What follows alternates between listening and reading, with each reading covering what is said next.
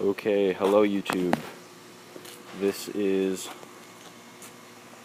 a garbage picked lawnmower that I got 3 days ago.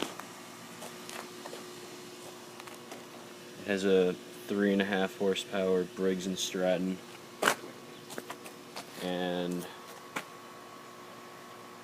all I had to do was put in a new spark plug, and I cleaned out the carburetor, took it all apart, put it back together.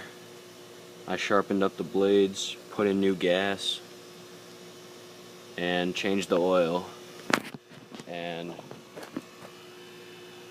it runs really well now. Let's hear how it starts.